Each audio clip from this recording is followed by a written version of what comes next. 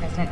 What can you tell us about the CIA drone flights over Mexico? Is this the next step in the war against the cartels? We're taking in, hundreds of thousands and millions of people coming in from all over the world that are absolute stone-cold criminals. We have the U.S. military shoot missiles into Mexico. Shoot missiles into Mexico for what? He would say to go after the cartels.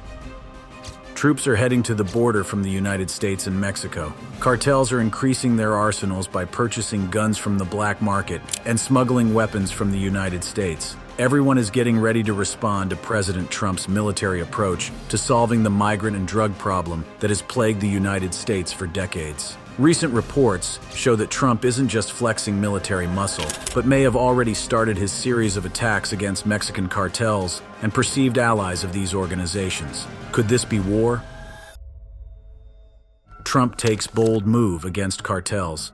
As President Trump took office again, he inherited a complex and ongoing battle against drug cartels that had been waged by his predecessors. Determined to make a significant impact, Trump and his administration embarked on a series of aggressive actions aimed at dismantling these powerful criminal organizations. Central to his strategy was the bold move to designate cartels as foreign terrorist organizations.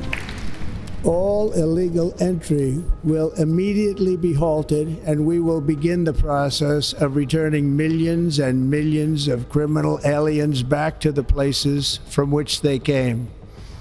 A decision that would redefine the United States' approach to combating these groups. President Trump's recent decision to designate cartels as foreign terrorists marks a significant escalation in the United States' approach to combating drug trafficking and organized crime. This bold move is intended to provide the administration with enhanced executive powers to tackle these powerful criminal organizations more aggressively. By labeling cartels as foreign terrorists, Trump aims to disrupt their operations and cut off their resources, while also seeking to strengthen international cooperation in the fight against these groups. This move will allow for the application of counterterrorism measures, such as freezing assets, imposing travel bans, and prosecuting individuals who provide material support to the cartels. By treating cartels as terrorist entities, Trump aimed to disrupt their financial networks and limit their ability to operate both domestically and internationally. In addition to the terrorist designation, the Trump administration implemented a series of targeted actions to combat cartels.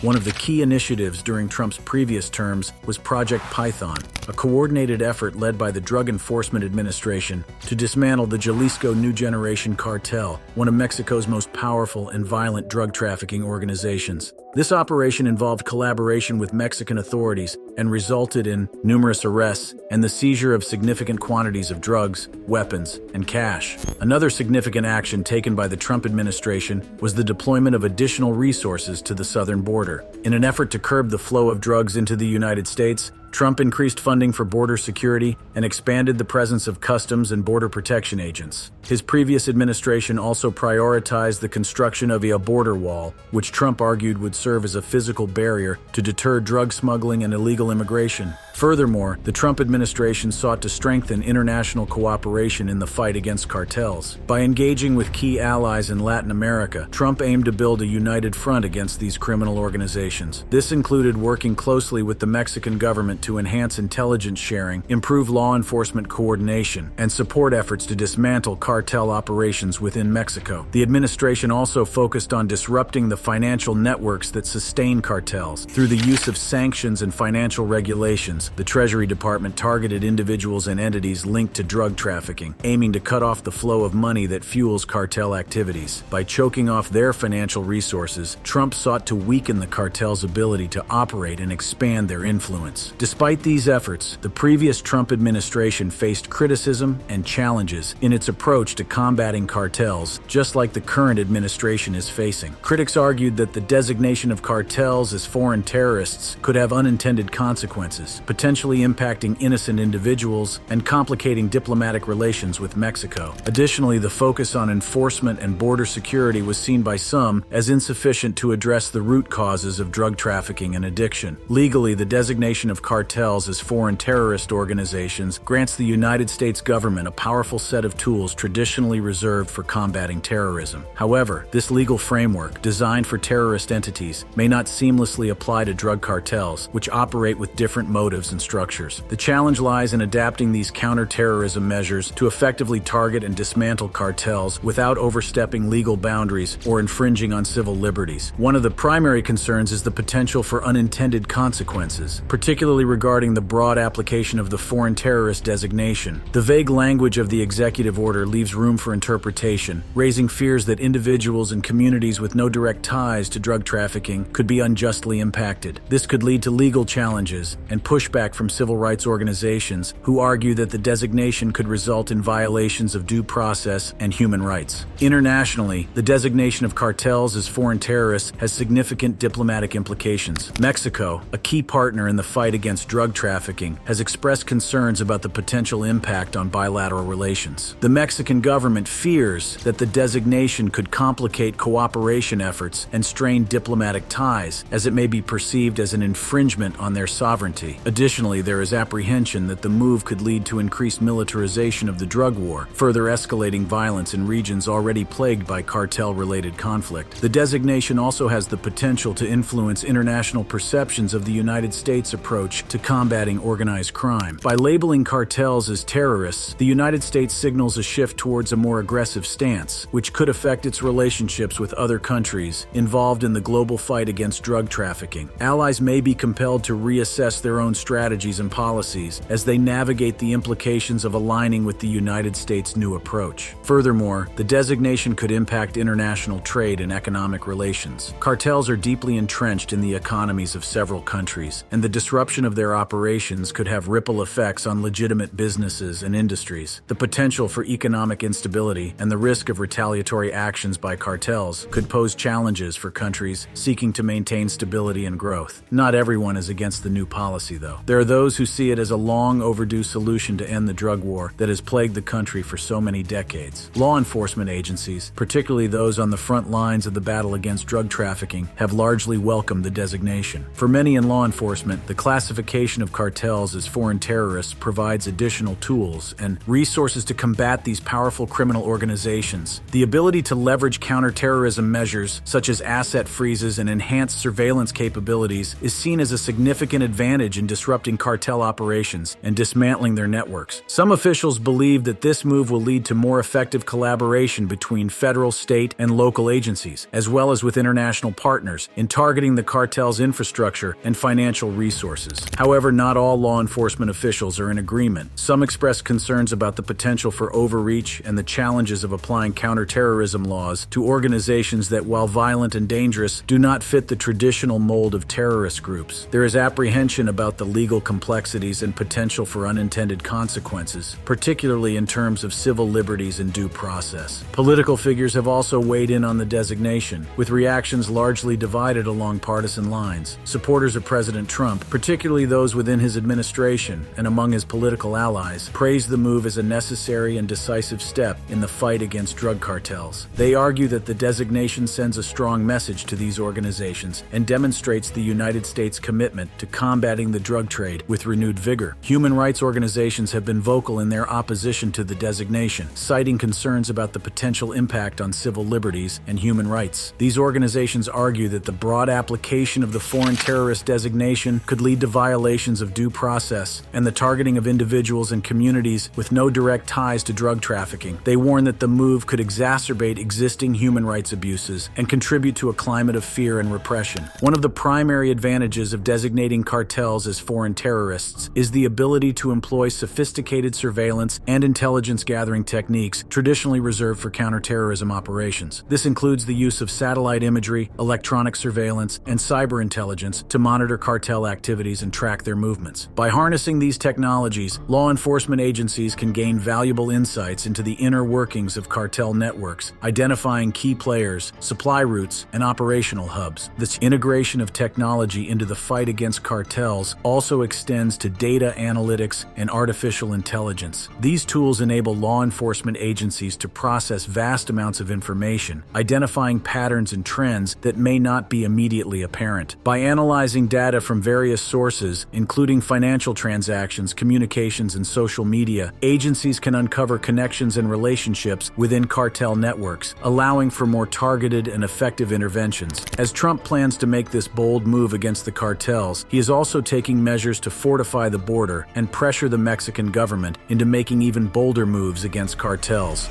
Trump fortifies the border.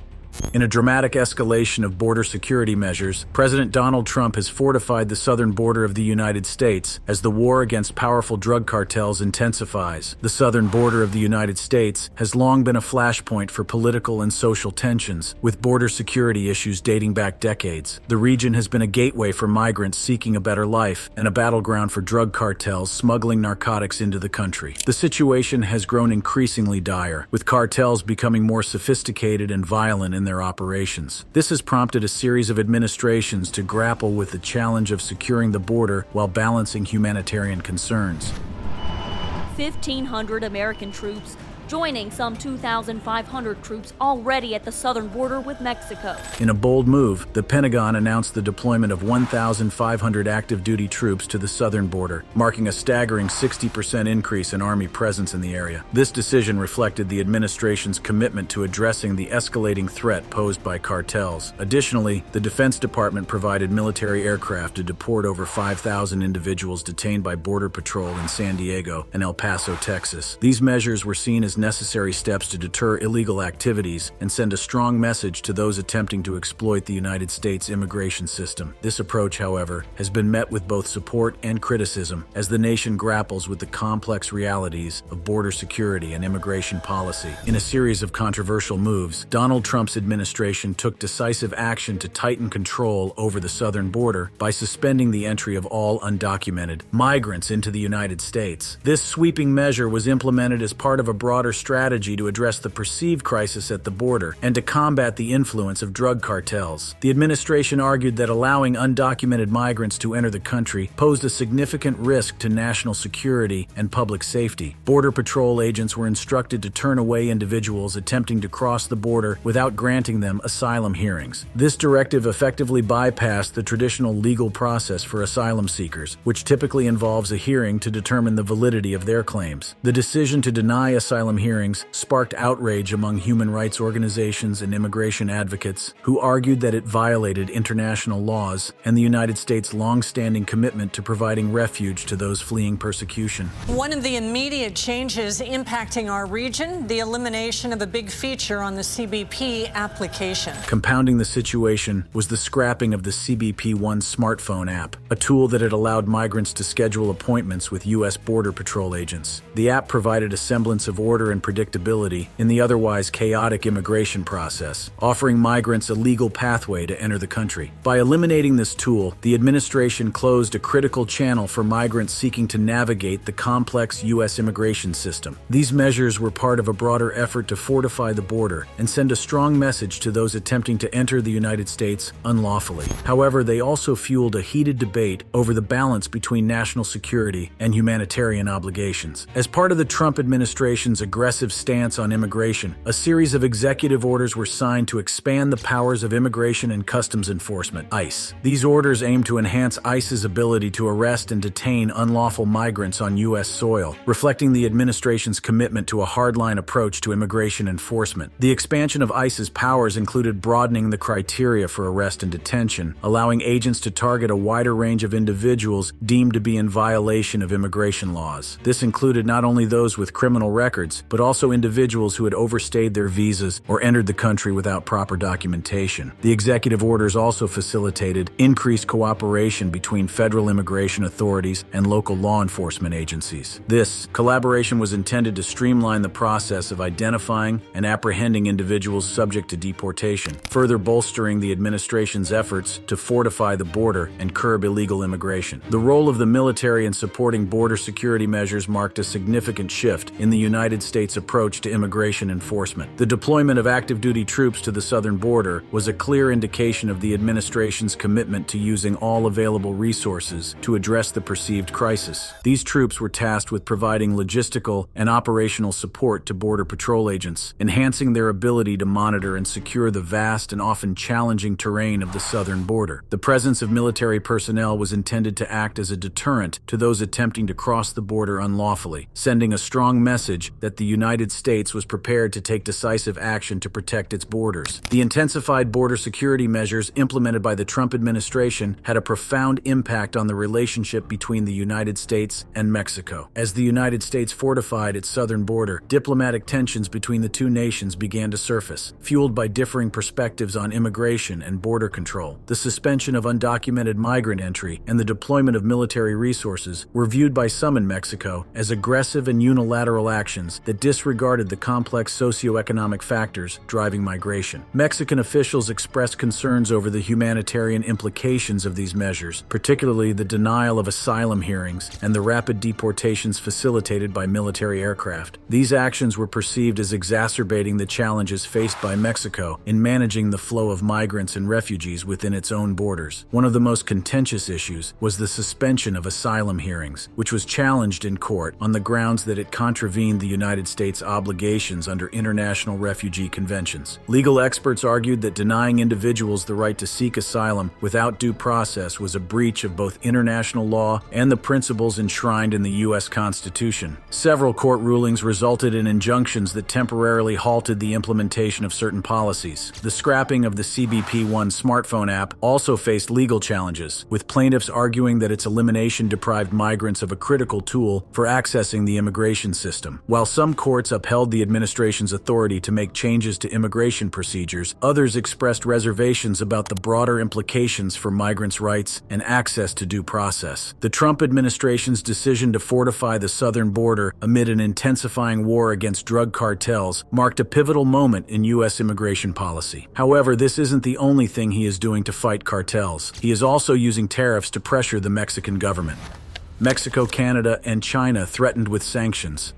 Amid a brewing storm with the cartels, Trump's vow to impose a staggering 25% tariff on Mexico and Canada over the fentanyl and migration crisis has caused a lot of uproar. Meanwhile, China faces the looming threat of an additional 10% tariff, escalating tensions in an already fraught trade relationship. Mexico's response to Trump's tariff threats was swift and strategic, reflecting a complex blend of diplomacy and assertiveness. Faced with the looming prospect of a 25% tariff on Mexican goods, the Mexican government knew it had to act decisively to mitigate the potential economic fallout and address the concerns raised by the United States. One of the most significant moves by Mexico was the deployment of troops to its northern border. In a bold demonstration of commitment to tackling the issues of drug trafficking and migration, Mexico sent the first of 10,000 troops to the border region. This deployment was not just a symbolic gesture, it was a concrete action aimed at curbing the activities of drug cartels and managing the flow of migrants heading toward the United States. The presence of Mexican troops was intended to reassure both domestic and international audiences that Mexico was serious about addressing the challenges that had been highlighted by Trump. By increasing security at the border, Mexico aimed to demonstrate its commitment to being a responsible partner in the fight against drug trafficking and illegal migration. This move was designed to alleviate some of the pressure from the United States and potentially stave off the threatened tariffs. In addition to the military deployment, Mexico also prepared to retaliate economically. The Mexican government announced its intention to impose retaliatory tariffs on United States imports if Trump's tariffs were implemented. This was a clear signal that Mexico was not willing to be bullied into submission and was prepared to defend its economic interests. The proposed retaliatory tariffs were strategically targeted at key American industries, aiming to exert pressure on the United States by impacting sectors that were politically sensitive. Mexico's response was a delicate balancing act. On one hand, it sought to address the legitimate concerns raised by the United States, particularly regarding the fentanyl crisis and migration. On the other hand, it needed to assert its sovereignty and protect its economic interests in the face of what it perceived as unfair and punitive measures. Canada's reaction to the tariff threats from President Donald Trump was marked by a blend of measured diplomacy and firm resolve. Prime Minister Justin Trudeau, known for his calm and composed demeanor, found himself navigating a challenging diplomatic landscape as he responded to the potential economic upheaval posed by the proposed 25% tariffs on Canadian goods. In a carefully crafted response, Trudeau announced that Canada would not stand idly by in the face of what he perceived as unjust and punitive measures. He declared that Ottawa would impose retaliatory tariffs on up to $155 billion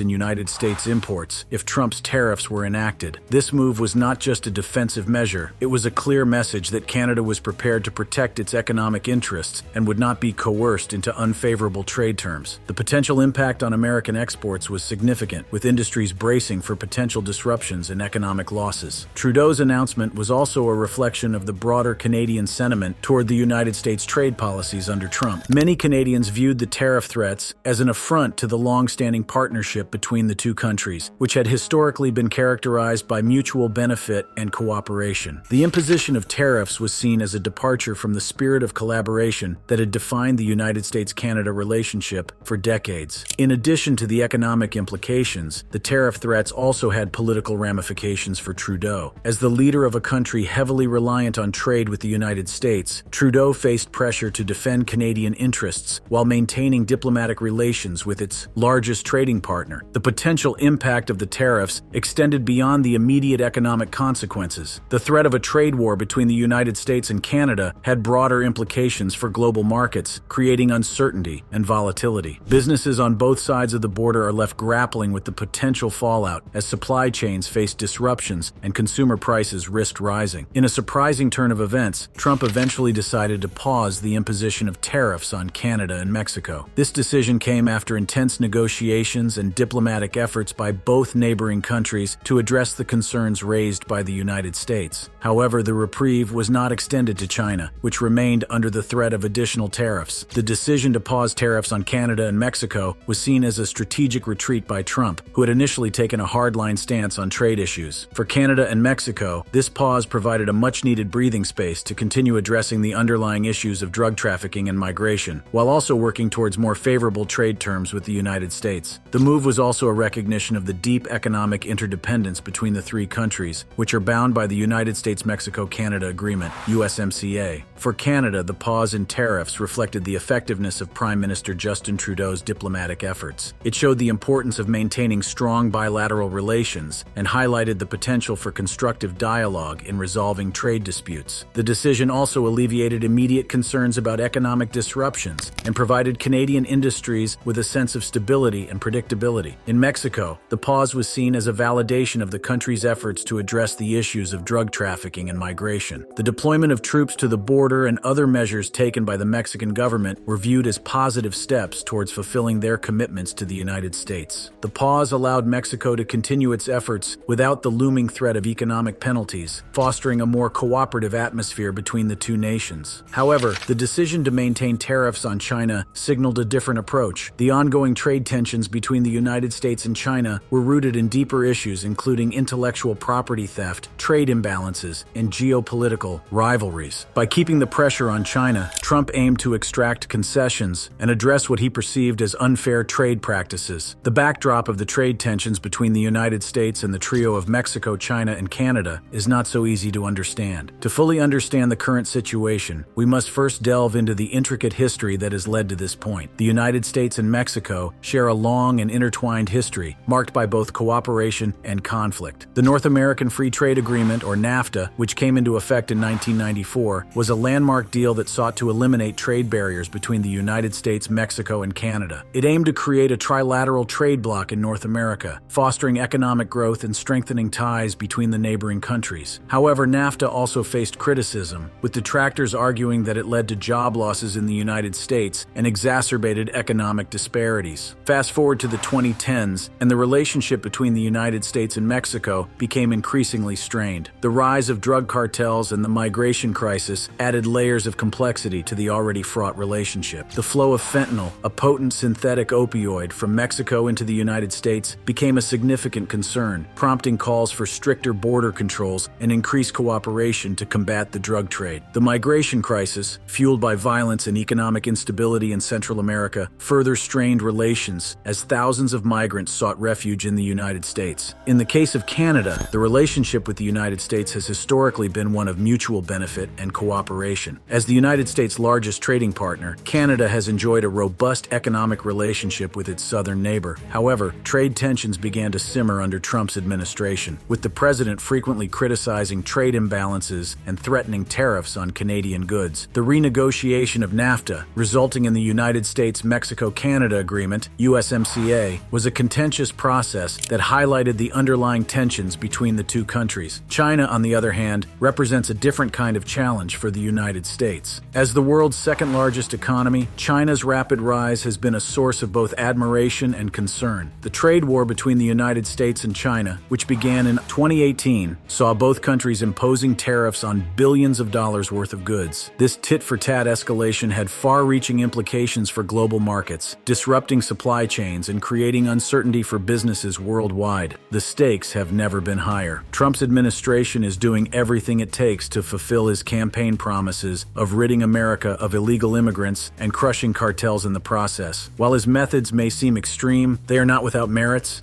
Thank you for watching. Please check out other cards on the screen.